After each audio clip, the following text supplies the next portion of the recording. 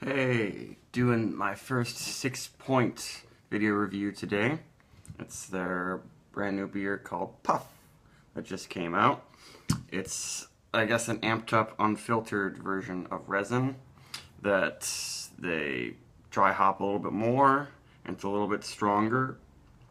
And I'm excited to try it because seems like they're going for the New England style thing here with the release of this, because there are a lot of breweries I think have started doing more unfiltered or beers where they're trying to capture that unique juiciness quality that a lot of my beloved New England brewers make in their beers. This I think is really fresh because it first showed up on Untapped on the 16th and now it's the 29th. So it's definitely well under a month old. I don't know when they canned it. Their Best By date says August 24th. I don't know what that means exactly. And I haven't really had too many Sixpoint beers. At least recently. I usually get their wet hop beer in the fall, but their hoppy beer style and most beer style is to be very, very filtered and with a good amount of sweet malt character, but never too bitter. And I feel like this one will be right up my alley. It looks a little bit lighter than Resin, but of course hazy is adding some extra darkness. It looks actually very nice.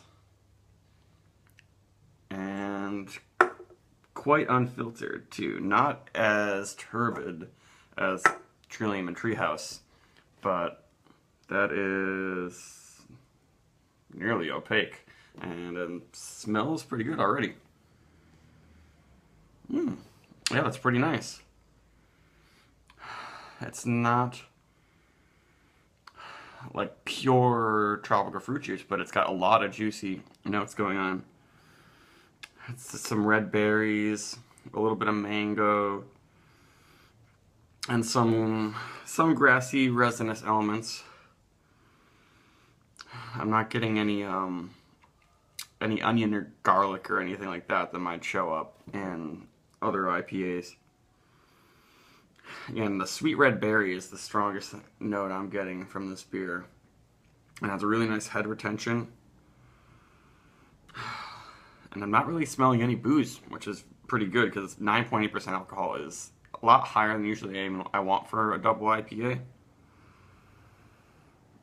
But it smells good. It's not gigantic aroma, but a pretty solid aroma. You're not going to be like stretching to get some of the fruity notes out of this beer. And a little bit of a almost bubblegum juicy fruit thing happening. But that's really pleasant. Whew.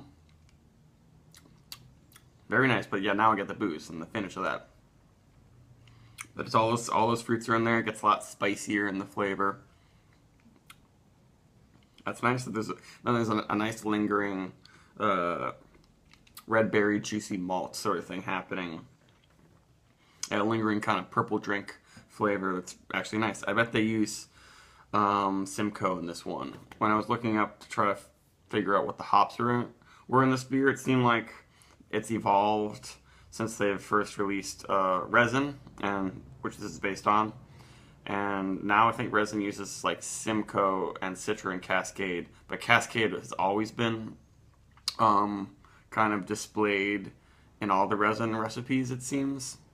I can definitely notice there's some kind of a floral herbal element with just a soft citrusy quality that is from the Cascade, definitely. And it seems like there's Simcoe in there and Citra, lending the red berry sort of thing and slight tropical flavors.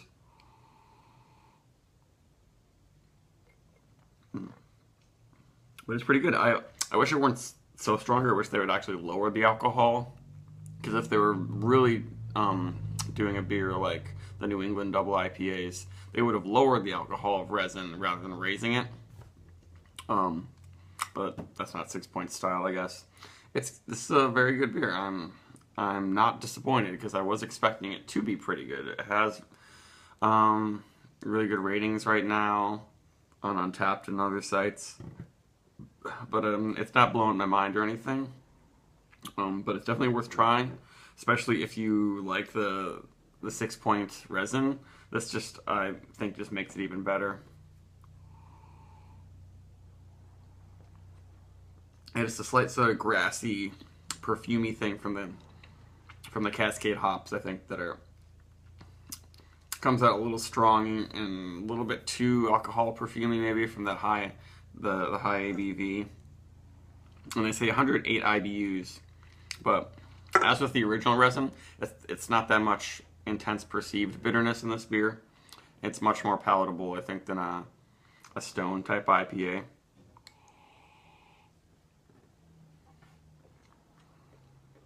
But it's not a juice bomb, unfortunately, and I'm starting to get a little bit of a toasty, boozy malt lingering that's not super pleasant.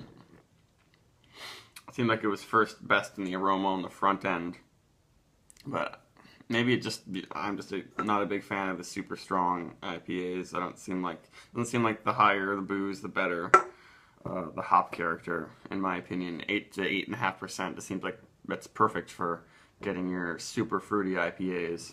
This one turns into mainly a spicy affair eventually.